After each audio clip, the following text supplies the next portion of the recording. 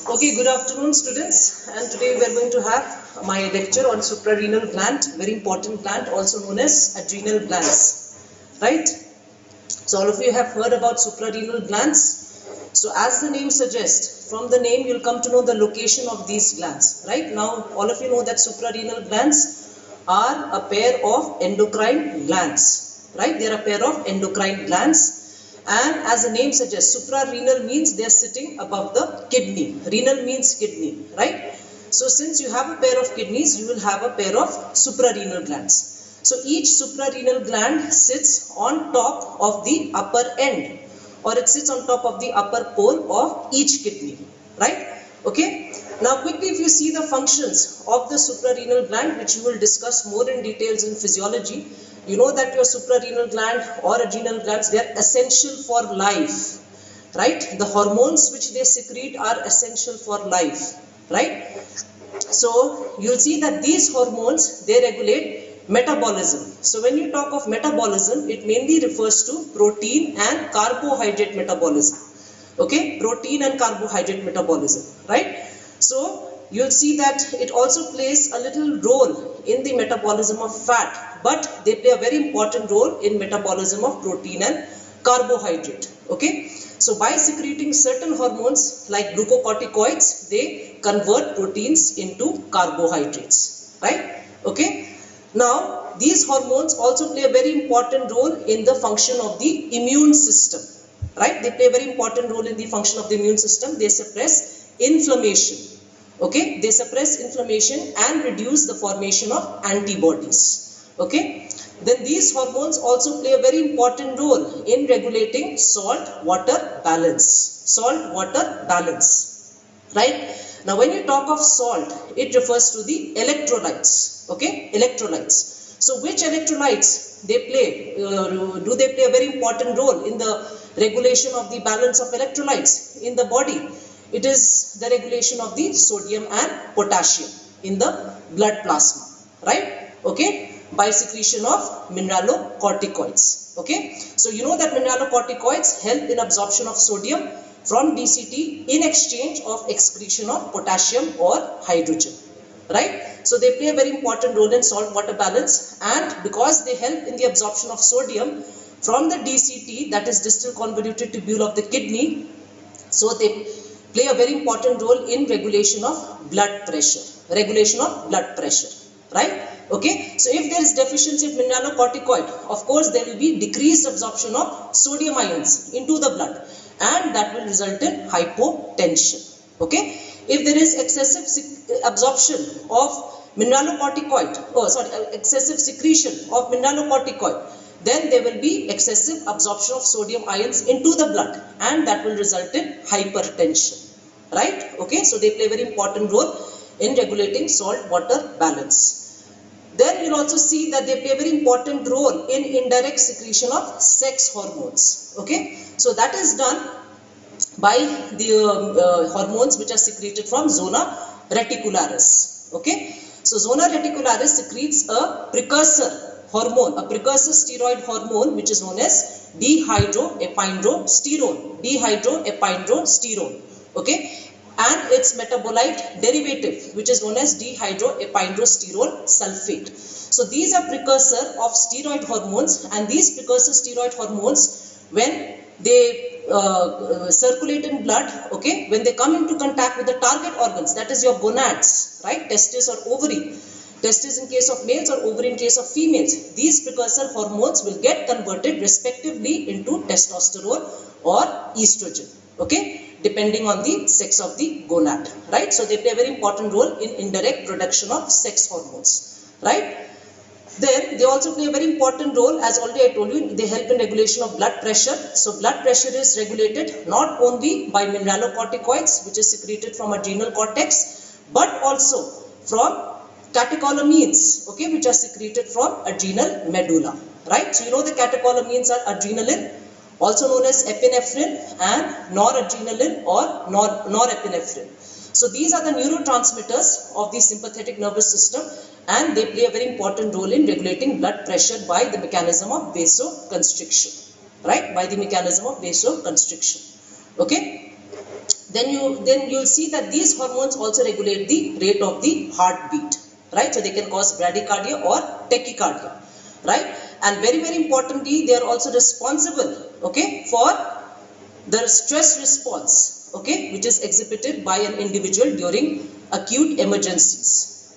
Right? Okay, so during acute emergencies of stress, they also play a very important role, and that is controlled by the hormones which are secreted from adrenal medulla, that is the catecholamines. So remember, the catecholamines are the neurotransmitter of the sympathetic nervous system. Okay, right? So let us start with the gross anatomy of the suprarenal gland. So as already I have told you, suprarenal glands are endocrine glands, right? They are a pair of endocrine glands, right? And they are flattened or compressed, okay, anteroposteriorly, and they lie on top of the upper pole or upper end of each kidney, right? Now please know that both these adrenal glands are asymmetrical in shape. Asymmetrical in shape, okay? They are not of the same shape. So you will see that the right suprarenal gland is triangular or pyramidal in shape, okay? Whereas the left suprarenal gland is semilunar or crescentic in shape, right? So both are asymmetrical in shape, okay? Now gross wise, in a living person or in a fresh specimen, if you see the appearance of the suprarenal gland, it appears golden yellow in color, right? It appears golden yellow in color because it is surrounded by perirenal fat. Okay, right? So it has its cortex part appears predominantly yellow because of the deposition of lipid droplets inside the cells, right? Okay. So the predisposition of the perirenal fat and the presence of the lipid droplets inside the cells of the adrenal cortex makes the organs appear golden yellow in color. Okay. Now these organs are retroperitoneal. So just like your kidneys are retroperitoneal, so these glands also lie against the posterior abdominal wall. So as you can see, it is lying against the diaphragm muscle, right? Okay. So close to the origin of the diaphragm, you know that your diaphragm arises from the right crus and the left crus respectively, right? So the right suprarenal gland lies against the right crus of the diaphragm, and the left suprarenal gland lies against the left crus of the diaphragm, right? So these are retroperitoneal organs, okay? Only a part of their anterior surface is covered by peritoneum, okay? So which peritoneum? Parietal peritoneum, right? Their posterior surface is not covered by peritoneum but lies compressed against the corresponding crus of the diaphragm, right? So just like your kidneys, okay, it lies against the posterior abdominal wall beneath the peritoneum, okay, sitting on top of the upper pole of each kidney, and it lies on either side of the vertebral column, okay. So you'll see that it lies on either side of the vertebral column, and if you see according to the region wise, you know that your abdominal region is divided into 9 regions, okay. So it is located in the epigastrium region, right? Now, if you take a cut section of the suprarenal gland, you'll see that each suprarenal gland contains an outer cortex, okay, which forms the main mass of the gland, right? So 90% of the mass of the suprarenal gland is formed by cortex, right? And the cortex appears yellow in color. When you see with your gross eyes, you will see that the cortex will appear predominantly yellow in color. And already I told you the reason is because the cells contain lipid droplets. Okay, especially the cells belonging to zona fasciculata, okay, of the adrenal cortex, right? And it has an inner small medulla. Now this medulla, okay, in a fresh specimen or in a living person will appear dark brownish because it is richly supplied with blood. You have large number of sinusoids and capillaries present in the adrenal medulla, okay. So in the adrenal medulla you will see that it appears as dark brownish, right? Okay. So your medulla will account for 10% of the weight of the total adrenal gland. Okay. So I hope this is clear. Okay. So here you can see the kidneys, okay, when you view it from the back, and you can see that the left kidney lies against the 11th and the 12th rib. The right kidney lies against only the 12th rib, right? So the suprarenal gland, if you have to place a suprarenal gland, you will see that either of the suprarenal gland, okay, each one of them will lie against the medial end or the vertebral end of the 11th intercostal space. So this space, you can see this space which lies between the 11th rib and the 12th rib. So this space is called the intervertebral space or intercostal space, right? So it lies against the medial end of the intercostal space, right? Against the medial end of the intercostal space. Sorry, not intervertebral space, against the medial end or vertebral end of the intercostal space, okay? And against the medial end of the 12th rib, okay? So your suprarenal gland lies against the medial end or vertebral end of the 11th intercostal space and against the medial end of the 12th rib, okay? Okay, now let us see the dimensions or measurements of each suprarenal gland. So roughly, so this is the size in the adult, okay? So roughly the adult size measures 50 millimeter in height or 5 centimeter in height, okay? Its breadth is roughly 30 millimeters or 3 centimeters and its thickness or anteroposterior dimension is 10 millimeters or 1 centimeter, okay? So 5 centimeter is the height or the length, okay? 30 millimeter or 3 centimeters is the breadth and 10 millimeter or 1 centimeter is the thickness or anteroposterior dimension. Now the weight of each suprarenal gland roughly comes to around 5 grams, okay? Now at birth you will see that the size of the suprarenal gland is quite large, okay? In fact it is so large that it corresponds to 1/3 the size of the adult kidney, okay? So at birth the suprarenal glands are very large, corresponding to 1/3 the size of the adult kidney, okay? But in adult you will see the suprarenal glands becomes much smaller, okay? And it corresponds to only 1/30th the size of the adult kidney. Clear? 1/30th the size of the adult kidney, right?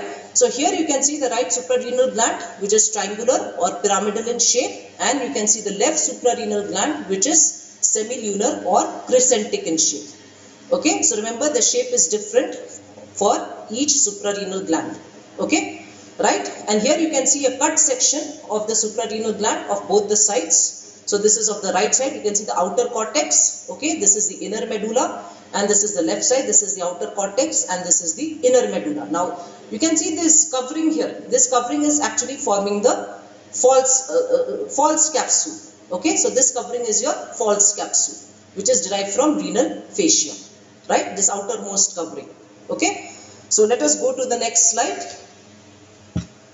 Okay, so as already I said, okay, let us come to the coverings of the suprarenal gland. Each suprarenal gland, okay, like any other gland in the body, like your kidney, right? Okay, it has 2 capsules, okay, or 2 coverings. So you have the inner true capsule, okay, which is derived from condensation of fibrous stroma of the gland. So the fibrous stroma of the gland will condense and form an inner layer which will form the true capsule, okay? And it has an outer false capsule which I've already mentioned. So this outer false capsule is derived from renal fascia,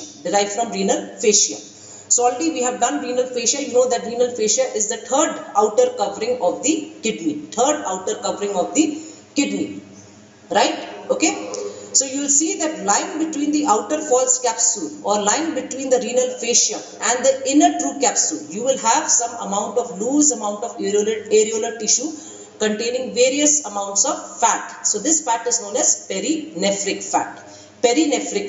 Okay. So perinephric fat is the outer second layer of the kidney, right? Okay. So come to this diagram. So in this diagram, you can see that this blue outline represents the renal fascia, which is enclosing the anterior and posterior surface of the kidney. So it has 2 layers, anterior layer, posterior layer, okay, of the renal fascia, right? So both these layers of the renal fascia, when they reach the upper pole of the kidney, okay, they fuse, okay, then they again split to enclose the suprarenal gland, right? So these 2 layers will again split at the upper pole of the kidney after fusing to enclose the suprarenal gland, and after enclosing the suprarenal gland, they will again fuse. Both these layers will again fuse at the upper end of each suprarenal gland to form the suspensory ligament of suprarenal gland. Now this suspensory ligament of suprarenal gland will then merge or will blend with the subdiaphragmatic fascia or the fascia on the undersurface of the diaphragm, right? Okay.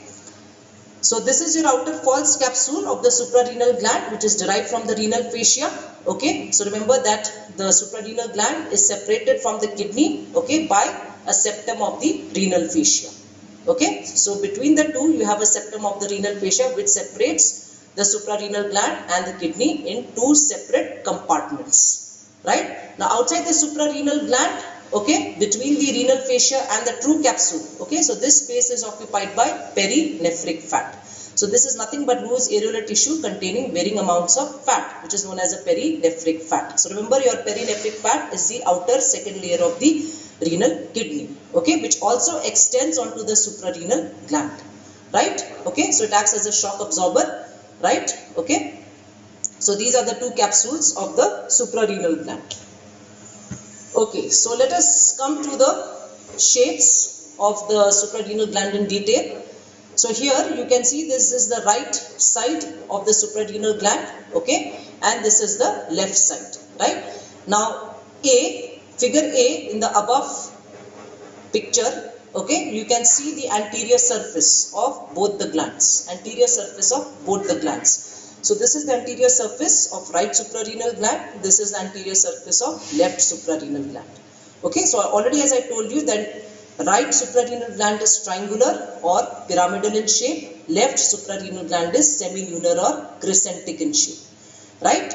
Okay, now from the anterior surface, okay, of right and left suprarenal gland, you will have the emergence of a prominent vein, okay. So one single prominent vein will emerge from the anterior surface of both the glands, right and left, and this vein is known as the suprarenal vein, right? So the right suprarenal vein is much shorter in length. It drains as soon as it rises, it will immediately drain into inferior vena cava. So it is very short in length, right? Okay. Whereas the left suprarenal vein is longer, okay, as compared to the right, and it will drain into the left renal vein. It does not drain directly into IVC, but it will drain into the left renal vein. Okay, so this is how you will identify the anterior surface, by seeing the emergence of the predominant suprarenal vein. Okay, keep in mind that the right suprarenal vein is very short as compared to the left suprarenal vein, which is longer. And since the right suprarenal vein is very short, okay, so the surgeon has to be very, very careful, okay, during surgeries on the right suprarenal gland, right? Okay, lest he damage the vein. Now B refers to the posterior surface of either of the suprarenal glands. So this is the posterior surface of the right suprarenal gland, and this is the posterior surface of the left suprarenal gland. Now you will have some certain visceral impression on both these glands, right? So let us discuss what structures are related to both these surfaces of the glands. Okay, so let us start with the right suprarenal gland. So already as I have told you, you can see the shape. It is roughly triangular or pyramidal in shape, okay. So since it is triangular or pyramidal in shape, it will have an upper pointed apex, okay, and it will have a broad base, right? So apex is always opposite the base, remember that, okay. So like in triangle, you always have the apex opposite the base. So same thing here, apex is pointing upwards, base is pointing downwards. So the base is sitting on top of the upper pole or upper end of the right kidney, right? Okay. Okay, so if you see the apex is pointing upward, as already I have told you, and it is overlapped by inferior vena cava. It is overlapped by inferior vena cava, right? Now the right suprarenal gland will have three borders, okay, three borders. So what are the three borders? So this is the lateral border extending from the apex to the base, right? This is the lateral border, okay. This is the medial border, okay, which is directed medially, right? Okay, and in between the two, between the lateral border and the medial border, okay, somewhat nearer to the medial border side, you have a vertical ridge, okay. So this vertical ridge is known as the anterior border. This vertical ridge is called the anterior border, okay. So this anterior border lies more closer towards the medial border, right? Okay. Now just below the apex, emerging from the anterior border, you have a small opening called the hilum, okay. So this hilum, okay, through this hilum or this opening, you have the emergence of the right suprarenal vein. So right suprarenal vein will emerge from the hilum, which is present on the upper part of the anterior border below the apex of the gland, okay, below the apex of the gland, right? So the hilum, okay, for the right suprarenal vein is located on the anterior border below the apex of the gland, right? Now you will have two surfaces, okay, so you will have the anterior surface, right, which lies between the lateral border and the medial border, okay, and you will have the posterior surface which will lie on the back. So you know that the posterior surface is pressed against the posterior abdominal wall, against its respective crus of the diaphragm, right? So what are the relations of these surfaces and borders? So let us have a look. You will see that the lateral border of the right suprarenal gland is overlapped by the kidney, by the liver, okay? Lateral border is overlapped by the liver, right? And the medial border, okay, will be related above, it will be related to the right inferior phrenic artery, okay, and below it will be related to the right celiac ganglion, right right? So here you can see this is the medial border, okay, so medial border will be related to the right inferior phrenic artery above, and below it will be related to the right celiac ganglion, okay. Okay, now coming to the surfaces, so this is the anterior surface which lies between the lateral and the medial border. Now this anterior surface is divided into two parts, okay, because of the presence of this vertical ridge which is known as the anterior border, okay. So it will have a larger lateral part, okay, and it will have a smaller medial part.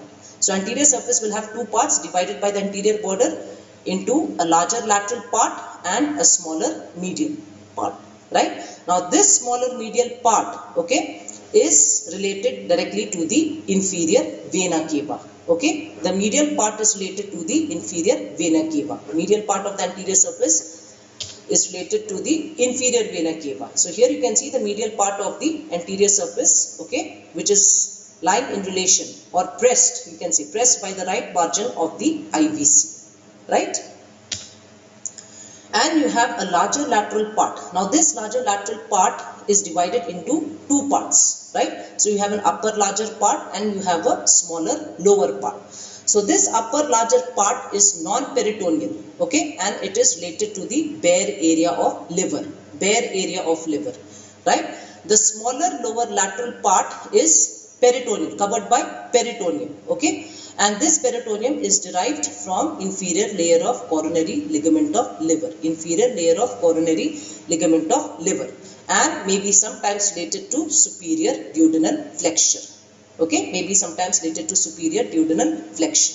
okay, or second part of duodenum, the upper second part of duodenum, right? So this is the only part of the anterior surface which is covered by peritoneum, clear? Okay, so medial area is non-peritoneal, okay, it is related to the right margin of IVC, okay. The lateral surface, the upper larger part, non-peritoneal, related to bare area of the liver, whereas the smaller lateral lower part, okay, is covered by peritoneum, derived from inferior layer of coronary ligament of liver, and is usually related to superior duodenal flexure or the upper end of the second part of duodenum, clear? Okay, so these are the visceral and peritoneal relations. Now in relations, do not forget to mention the peritoneal relations, right? Okay, so here very nicely you can see, okay, this is the anterior border, okay, this is the lateral border, this is the medial border, and this entire surface lying between the lateral border and the medial border, okay, this entire surface is the anterior surface. So anterior surface is divided by a vertical ridge which is known as the anterior border, okay, into two parts, a small medial part and a larger lateral part, clear? And from the anterior border you have an opening or a hilum for the emergence of right suprarenal vein. So this hilum lies below the apex, it emerges from the anterior border of the right gland, clear? Okay, now let us come to the posterior surface of the right suprarenal gland. So if you see the posterior surface of the right suprarenal gland, you will see that it is divided by a slight curved ridge. So you can see this slight curved ridge into a very large area, okay. So this large area, this upper large area is related to the right crus of the diaphragm, right? And you have this small lower area below this curved ridge, okay. So this small lower part of the posterior surface near the base is related to the upper pole of the right kidney, okay. So medial border and adjacent anterior surface of the upper pole of the right kidney. Okay, and this entire posterior surface is non-peritoneal. Okay, so keep in mind that peritoneum lines only the lower small lateral part of the anterior surface. So this yellow shaded area means it is covered by peritoneum, right? Rest of the areas which are not shaded by this yellow color means it is non-peritoneal. Okay, non-peritoneal, that means not covered by peritoneum. Okay, now let us come to the left suprarenal gland. So if you see the left suprarenal gland, it is semilunar in shape, right? So as you can see here, semilunar in shape or crescentic in shape, right? And it sits on top of the upper end or upper pole of the left kidney. Okay, so if you see the borders and surfaces and the ends, so let us see, it is having two ends. So it has an upper pointed end or upper narrow end, and it is having a rounded broad lower end. So you will see that the lower end is broad and rounded and the upper end is narrow and more or less pointed, right? Now this upper end, okay, it is usually directed towards the posterior end of the spleen, posterior end of the spleen or medial end of the spleen. So in this slide you can see that this is the upper end of the left suprarenal gland, which is directed, okay, towards the posterior end of the spleen or medial end of the spleen. This is the lower broad rounded end of the suprarenal gland, which sits on top of the upper pole of the left kidney, right? Okay, then it is having two surfaces. So it is having anterior surface and it is having posterior surface, and it will have two borders, medial convex border and a lateral concave border. Okay, so it will have a lateral concave border and a medial convex border. Now let us see what are the relations of these surfaces. So let us start with the relation of the anterior surface. Okay, so in the anterior surface near the lower end of the gland, you will see that there is a opening, okay, which is known as the hilum. So through this opening of the hilum, you will have the emergence of the left suprarenal vein. Okay, so the left suprarenal vein will emerge from this hilum, okay, which lies on the anterior surface near the lower end of the gland. Now this left suprarenal vein will drain into the left renal vein. Clear? It does not drain directly into IVC, unlike your right suprarenal vein. Okay. So what are the relations? The visceral and the peritoneal relations. So you will see that the anterior surface, okay, the upper 2/3 of the anterior surface, okay, excluding the upper end, it is covered by peritoneum. So it is covered by peritoneum of lesser sac. Peritoneum of lesser sac. Okay, and this area, this peritoneal area will be related to posterior surface of the cardiac end of the stomach. It is related to the posterior surface of cardiac end of the stomach. Clear? Okay. Now below this you have the lower 1/3 of the anterior surface, which is non-peritoneal. Non-peritoneal. Okay. So it will be related above to the tortuous splenic artery, which I have shown in red color. So you can see this is the tortuous splenic artery. Okay. And below this we have a large area. Right, you have a large area, okay, below the splenic artery. So this area will be related to the body of pancreas, body of pancreas. Okay, so keep in mind that the area of the anterior surface of the left suprarenal gland, which is related to the splenic artery and the body of pancreas, they are not covered by peritoneum. Clear? Okay.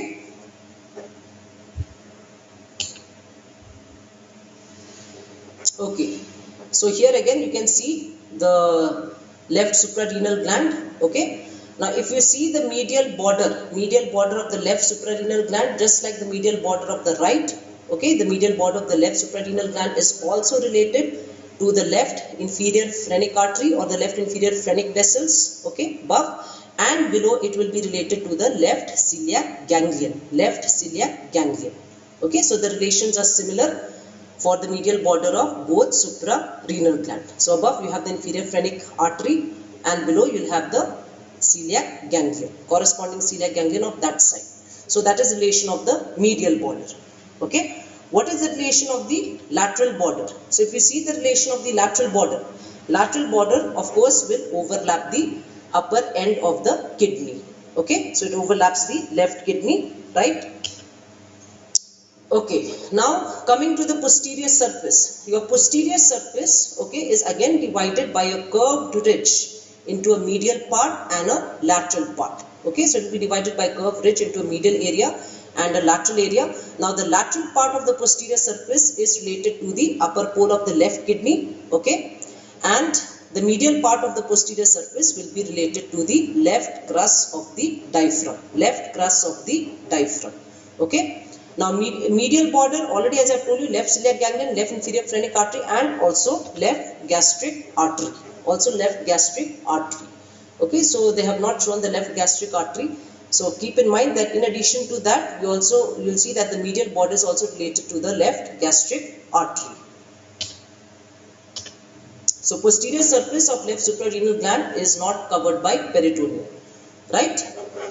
So again here you can see very clearly the right suprarenal gland and the left suprarenal gland, okay, and you can see the relations very nicely. You will see that the posterior surface of both the glands are lying against the respective crus of the diaphragm, okay, and medially they are related to prominent vessels, okay. So you can see these vessels, right? Now one thing, just keep in mind that the distance, so you can see the distance between the medial border of the right and the left suprarenal gland. So this is the medial border of right, this is the medial border of left. So the distance between the medial border of both suprarenal gland roughly measures around 5 centimeters across the midline, okay, 5 centimeters across the midline. So what structures lie between the two medial borders of the suprarenal gland? So you will see, you will have, so let us start from right towards left. So you will have the right inferior phrenic artery, okay, you will have the right celiac ganglion below, you will have the right crus of the diaphragm. So this is the right crus of the diaphragm, okay. Then as you go towards the midline, you will have the azygous vein, okay, especially the origin of the azygous vein, which starts as lumbar azygous vein, okay. Then more towards the midline, you will have the origin of the thoracic duct from cisterna chyli, okay. Then you will have the abdominal aorta with the origin of the celiac trunk, okay, abdominal aorta with the origin of celiac trunk, and on the left you will have the left inferior phrenic artery, okay, and the left celiac ganglion and the left gastric artery. So these are the structures which lie between the medial border of both the suprarenal glands. Here, so these are retroperitoneal organs once again. So what are the basic differences between the right and left suprarenal gland? So basic differences between the right and left suprarenal gland grossly, you will see that the right gland, as already I have said, pyramidal in shape, left semilunar in shape or crescentic in shape. Right is broader, okay, because it is triangular or pyramidal. Left is longer, okay. Right smaller in weight, left marginally slightly larger in weight or size. The right sits on the upper pole of the right kidney, left will sit on the upper pole of the left kidney, and the left suprarenal gland lies nearer the vertebral column. So this is because already you know that the left kidney lies nearer the vertebral column. Clear? Okay, then you have accessory suprarenal glands. So what are accessory suprarenal glands? So this is actually related to your embryological development. Okay, so these are present from birth, and accessory suprarenal glands are mainly made up of cortical tissue. Okay, so they are made up of cortical tissue and they are mainly found in the loose areolar tissue, okay, which contains perinephric fat around the main suprarenal gland. So there you may have most commonly, or you may have in the spermatic cord, or in the testis, or in the epididymis, or in the broad ligament of uterus, or in the mesenteries of the gut. Because if you see the development of suprarenal gland, the development of suprarenal gland takes place very near the development of the gonad. Okay, so you know that you have the urogenital ridge just lying lateral, okay, to the development of the suprarenal gland, right? So during development, some of these cortical tissue may migrate into the developing gonads, which is lying nearby. Okay, now on the medial side of the development of the suprarenal gland, you have the root of the dorsal mesentery, So if the cortical tissue migrates during development into the root of the dorsal mesentery, then you will have cortical tissue present in the mesenteries of gut. Okay, so this is why you are having cortical tissue present in other areas other than the main suprarenal gland. Okay, so coming to blood supply, so this is very important. Now remember, for blood supply, it includes both artery and venous drainage. So if you see the arterial supply, we are going to have three arteries, okay. Venous drainage will have only one vein. Only one vein will drain each suprarenal gland, right? So you'll have 3 suprarenal arteries for each gland. So you have superior suprarenal artery, middle suprarenal artery, and inferior suprarenal artery. Okay. Now why it needs so many arteries to supply the gland is because they are endocrine glands. Okay, they are endocrine glands and they are retroperitoneal organs. So the blood supply has to be very, very good. Clear? So if you see the superior suprarenal artery is derived from inferior phrenic artery of either side. Okay, and it is not given off as a single branch, but it is given off as multiple branches. So many branches. So many short branches which form the superior suprarenal arteries, okay, will be given off from the corresponding inferior phrenic artery, right? So they will pierce the upper part of the gland. Then you'll have the middle suprarenal artery, okay. So this middle suprarenal artery is a direct branch of the abdominal aorta, and this direct branch will again divide into a number of smaller branches which will penetrate the substance of the gland, okay. And then you have the inferior suprarenal artery. So the inferior suprarenal artery is a branch of the renal artery. Okay. So this is a branch of the renal artery and this will supply predominantly the base of the gland. Right. So if you count the total number of arterial branches supplying each suprarenal gland, you can have as many as up to 60 branches. 60 branches. So most of the majority of these branches are derived from superior suprarenal arteries. So superior suprarenal arteries are made up of many branches, okay, which are derived from inferior phrenic artery. I hope it is clear. Okay. Now if you see the vein, you have only one vein, as already I have said, for each gland. So you have the right suprarenal vein, which emerges from the anterior border of each suprarenal, anterior border of the right suprarenal gland just below the apex. And you have the left suprarenal vein, okay, which emerges from the anterior surface near the lower end of the gland. Now keep in mind that the right suprarenal vein is very short, okay, as compared to the left suprarenal vein, which is longer, okay. So the right suprarenal vein, as soon as it emerges, it is directed upwards, okay, and medially, and it will drain into the IVC. It drains into the posterior surface of IVC. Okay, the left suprarenal vein is comparatively longer. It goes downwards, forwards, and will drain into the left renal vein. Okay, so this problem comes during surgical approach. Okay, when the surgeon has to operate on the right side. Okay, so when the surgeon has to operate on the right suprarenal gland, remember he has to ligate all these vessels, all these arterial branches and the vein.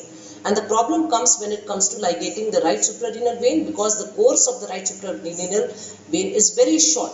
Okay, so he has to exercise much caution when ligating the right suprarenal vein. Okay, otherwise he may cut it very close to the IVC. That may result in bleeding, right? Okay, so left suprarenal vein is longer and it poses lesser problem. Okay, now innervation. So innervation comes from suprarenal plexus of nerves, which is an autonomic plexus of nerves, predominantly sympathetic plexus. Okay, so if you see this suprarenal plexus of nerves, it is derived, okay, the branches are derived from celiac plexus and greater splanchnic nerve, right? And the preganglionic sympathetic fibers come from T8 to L1 segments of the spinal cord, right? So this preganglionic sympathetic fibers arise from T8 to L1 segments of the spinal cord. They will pass through the celiac plexus, the greater splanchnic nerve, okay, and they will enter into the medulla of the adrenal gland. So when they enter into the medulla of the adrenal gland, they will synapse on chromaffin cells. Okay, so these chromaffin cells are the main cells of the adrenal medulla.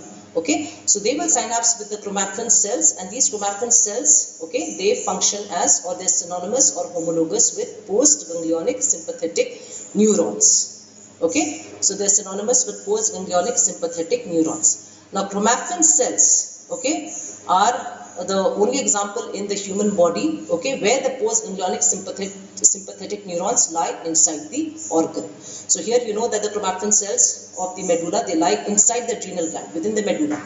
Okay, so this can be asked in your viva, right? Generally postganglionic sympathetic neurons lie outside the organs, away from the glands. Okay, but here it is lying inside the medulla of adrenal gland. Now lymphatic drainage is lateral group of para-aortic lymph nodes. Okay, Okay, so coming to development of suprarenal gland, if you see the development of suprarenal gland, it develops from the 5th week of intra-embryonic life. Now mind you that you have each suprarenal gland is having two parts. You have the outer cortex and inner medulla. Okay, outer cortex is responsible for 90% of the weight of the gland. Inner medulla is responsible only for 10% of the weight of the gland. Now the cortex and the medulla, they are structurally, functionally and developmentally, okay, completely different from each other. Clear? So outer cortex, inner medulla, structurally, functionally and embryologically, okay, or developmentally, they are completely different or distinct from each other. They do not share any common similarities. Clear? Okay, so let us start with the development of the outer cortex. Okay, so I'm trying to make it easy. So if you see the outer cortex is derived from a completely different source as compared to the inner medulla. Clear? So outer cortex is derived from intermediate mesoderm. Okay. Medulla, the inner medulla is derived from neuroectoderm. Now neuroectoderm gives rise to neural crest cells. So neural crest cells are derived from neuroectoderm. Okay. So these neural crest cells, okay, they will give rise to medulla of the suprarenal gland. So in other words, medulla is ectodermal in origin. Derived from neuroectoderm via neural crest cells. Cortex is mesodermal in origin, derived from intermediate mesoderm. Okay, so let us see in detail how the suprarenal gland develops. So let us start with the development of the outer cortex. Okay, now here you can see in this slide, so this is your peritoneal cavity. Okay, this is the peritoneal cavity, right? And this is the dorsal body wall of the embryo. See, this is the dorsal body wall of the embryo, right? This is the primitive gut which is suspended in the mesentery of the gut. Okay, the dorsal mesentery of the gut. Okay, this is the root of the dorsal mesentery. Okay, this is your dorsal mesentery. This is the root of the dorsal mesentery. Now, here you can see a bulge. Okay, an elongated bulge. So this is the urogenital ridge. Okay, urogenital ridge from which your urinary system and the gonads will develop. Right? Okay, now lining the peritoneal cavity, you can see this black line. Lining the peritoneal cavity, you have an epithelium. Okay, so this is known as the coelomic epithelium. Okay, so this coelomic epithelium is derived from mesenchyme. That means from mesoderm. It is mesodermal in origin, and this coelomic epithelium lines the dorsal wall of the embryo, lining the wall of the peritoneal cavity, lining the wall of the developing cavity. Right? Okay. So you will see that the cells, okay, of the coelomic epithelium,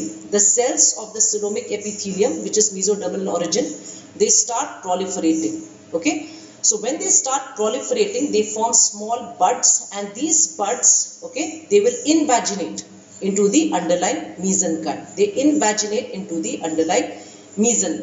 Okay, so they invaginate into the underlying mesenchyme and they form large clusters, large cell mass. Okay, they form large cell mass, acidophilic cell mass, and that is known as fetal cortex.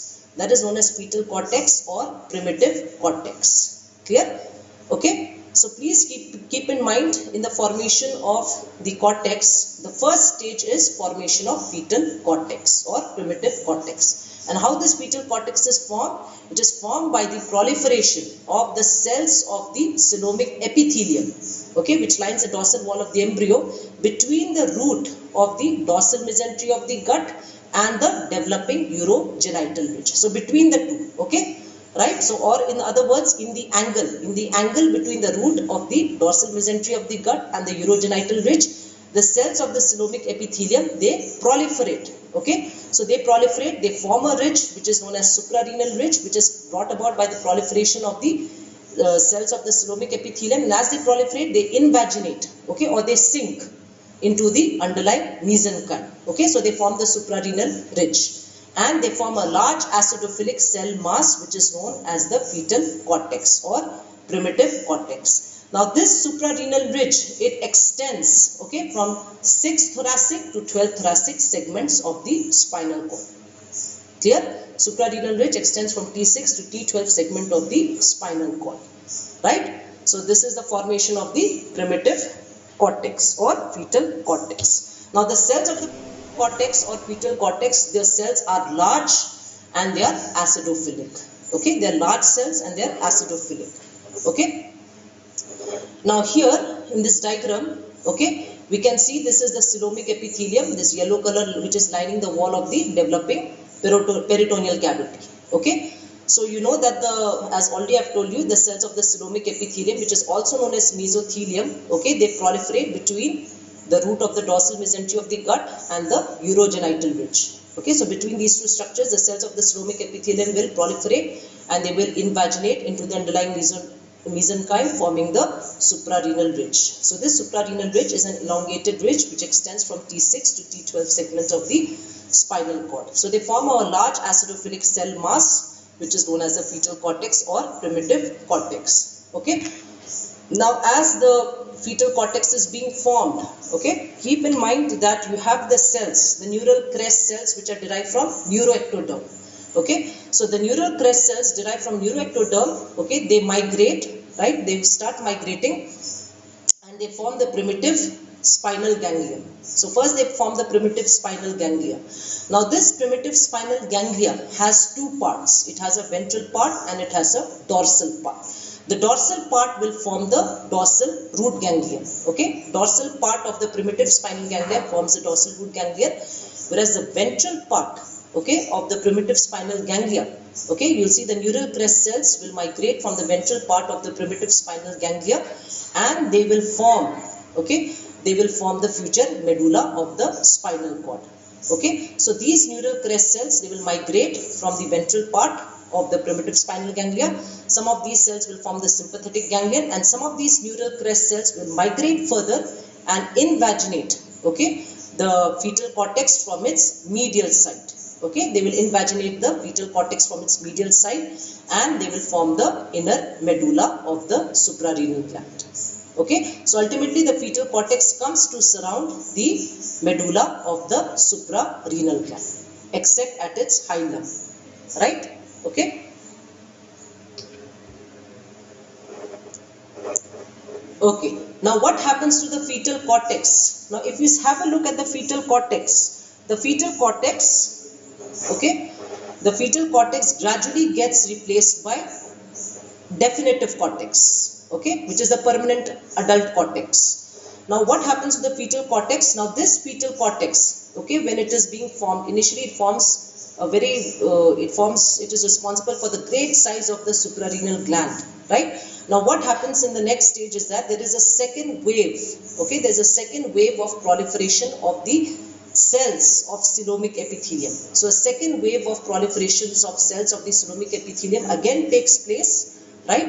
And this second wave of cells of proliferation, they will again invaginate the mesenchyme, right? And they will again surround the developing fetal cortex, okay? So they surround the developing fetal cortex, okay, and gradually you will see that towards birth, okay, the fetal cortex becomes much smaller in size and the definitive cortex becomes larger in size, right? So here you can see this pale pink color is representing the fetal cortex. This is in the last month of pregnancy and this is at birth, okay, and outside the pale fetal cortex we have the definitive cortex. So you will see that the fetal cortex regresses, okay, so it starts regressing rapidly within 2 weeks of birth and usually disappears completely by 1 year of age. So by 1 year of age you will see that the fetal cortex disappears completely, okay, right? But however, the medulla and the definitive cortex, they will continue to grow, okay, until puberty, right? So the cells of the medulla and definitive cortex, they will differentiate further and they will form the proper structure of the adult suprarenal gland till puberty. Clear? So remember at birth, okay, at birth up to 1 year of age, you will see that the zona fasciculata and the glomerulosa are already present. So at birth to 1 year of age, zona glomerulosa, which is the outermost layer of the cortex, and zona fasciculata, the middle layer of the cortex, they are already present at birth. However, the zona reticularis, okay, it is present usually at 3 to 4 years of age. It appears at 3 to 4 years of age. But all the 3 layers of the cortex and the medulla, okay, they will take on the adult structure only when they reach till puberty. So by puberty they will attain the adult structure of the suprarenal gland. Okay. Now some books say that the fetal cortex, okay, does not disappear completely, but only the outermost layer of the fetal cortex will persist. Okay, will persist in the adult suprarenal gland by differentiating into zona reticularis. Okay, so that is what some books says. Okay, but some other book says that the fetal cortex disappears completely and it is the adult cortex which will differentiate first into zona glomerulosa and zona fasciculata, which are present by birth, and the zona reticularis appears at the 3rd year of age. Right, so these are some different theories. Okay, and this is the medulla of the gland.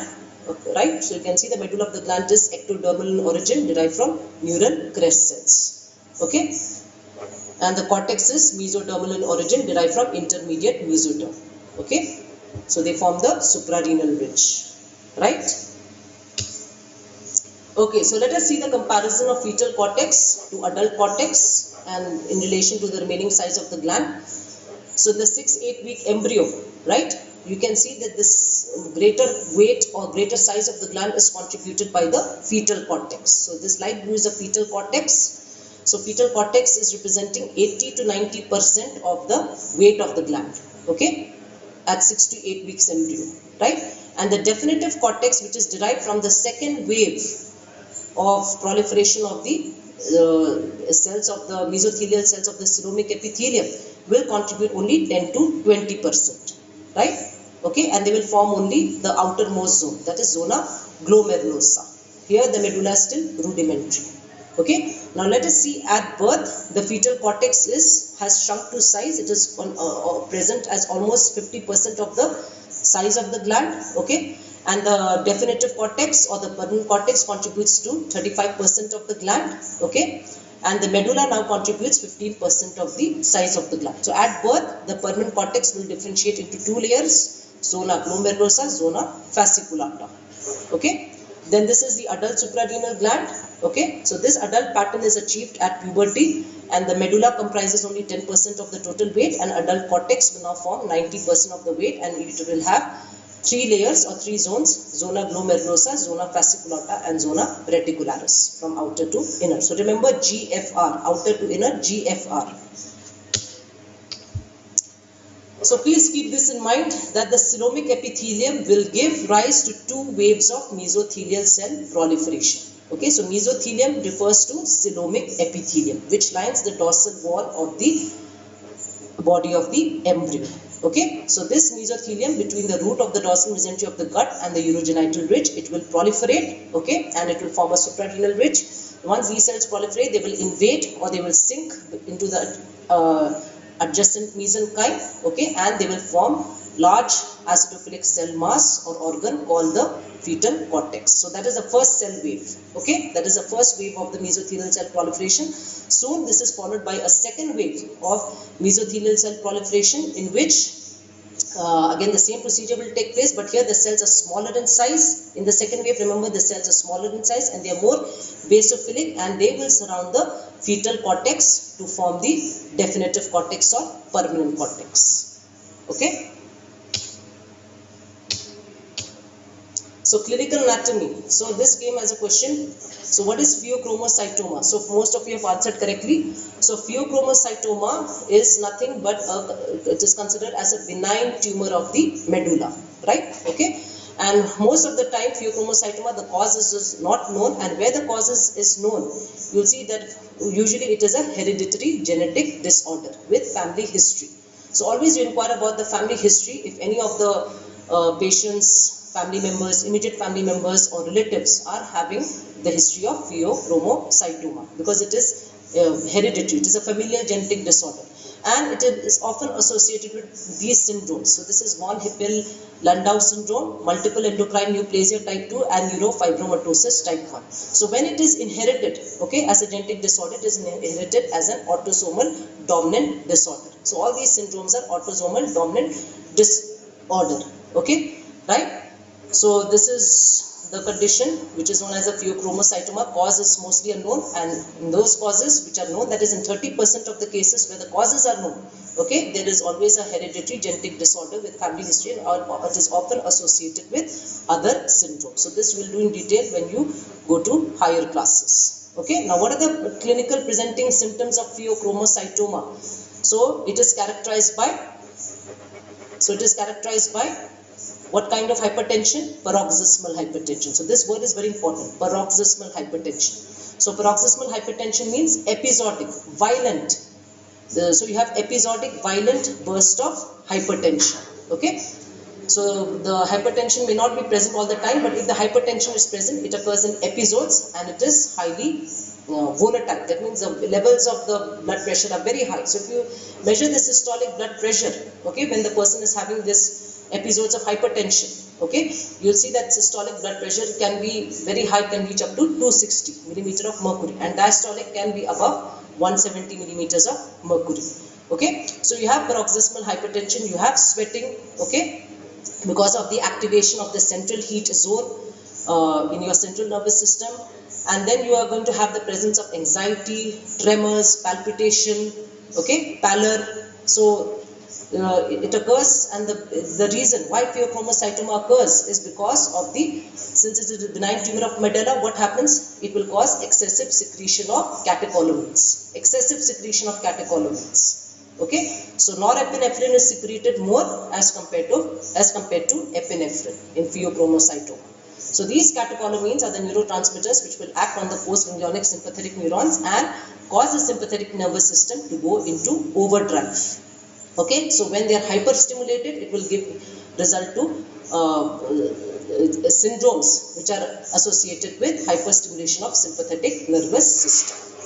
Okay, so that is the pheochromocytoma, and surgery is the main mode of treatment. Okay, laparoscopic surgery, right? Then you have pathology involving the cortex. So you have so many pathologies involving the cortex. Okay, so if it affects the zona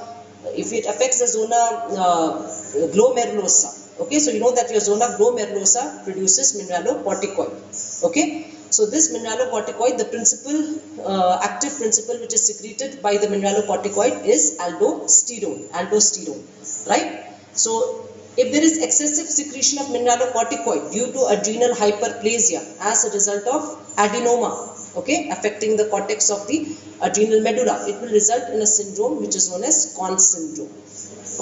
So this person will have hypertension and hypokalemia, okay, because of excessive secretion of aldosterone, which is the active principle of mineralocorticoid, and the cause is usually a benign tumor affecting the adrenal cortex, that is adrenal hyperplasia, okay, as a result of adenoma. Then you have a syndrome which is known as Cushing syndrome. So Cushing syndrome is when there is excessive secretion of glucocorticoid. So the active principle of glucocorticoid is cortisol. Okay. So this cortisol secretion occurs mainly because of two reasons. Either because of a benign tumor affecting the cortex, okay, of the adrenal gland, resulting in adrenal hyperplasia, or it can also occur because of pituitary adenoma. So when there is pituitary adenoma, tumor affecting the anterior lobe of the pituitary gland, you will see that there is excessive secretion of ACTH. Okay, ACTH. So this ACTH will cause hyperstimulation of and secretion of glucocorticoid, whose main principle is cortisol. So it will result in Cushing syndrome, which is characterized by truncal obesity, okay, and there is hypertension, okay, hirsutism in case of females, and you have lots of other presenting symptoms, and these persons tend to be diabetogenic, okay, because glucocorticoids tends to convert protein to carbohydrates, right? Then you have a condition which is known as adrenogenital syndrome, also known as congenital adrenal hyperplasia. Okay, so it has two names, adrenogenital syndrome or congenital adrenal hyperplasia. So again, in this there is a tumor affecting the cortex of the gland, and this will result in hypersecretion of the androgen. Okay, so zona reticularis predominantly is in favor of secreting androgen, right? So there is excessive secretion of androgen, and in case of females, this excessive secretion of androgen will result in masculinization of females. Okay, and in case of males, it will result in precocious puberty or early onset of secondary sexual characters before puberty. So this is known as adrenogenital syndrome or congenital adrenal hyperplasia, and is commonly inherited as a autosomal recessive disorder. Autosomal recessive disorder. Here there is deficiency of the enzyme 21 hydroxylase. 21 hydroxylase. Right?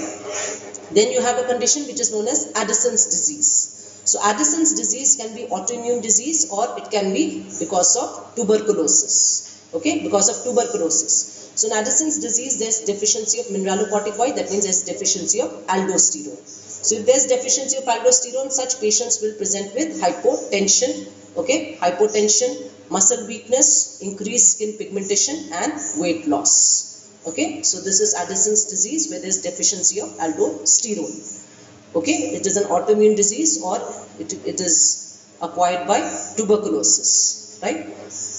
Okay, then you have a condition where you can have infarction of the adrenal gland. So infarction of adrenal gland takes place not because of damage to arteries. Usually we say damage to arteries supplying a particular organ results in infarction of that organ.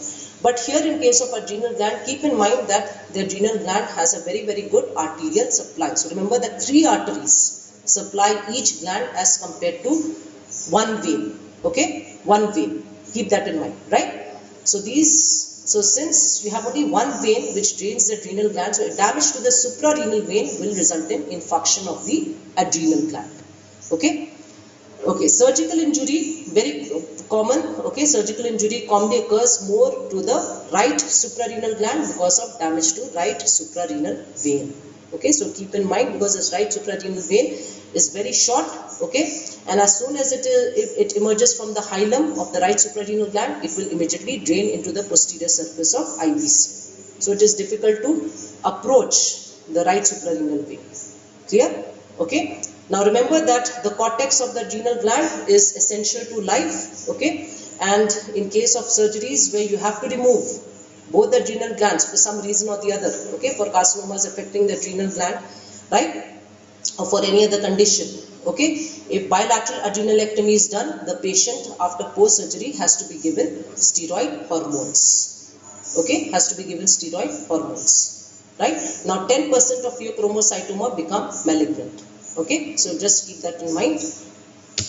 Okay, so that finishes my lecture. Okay, thank you very much.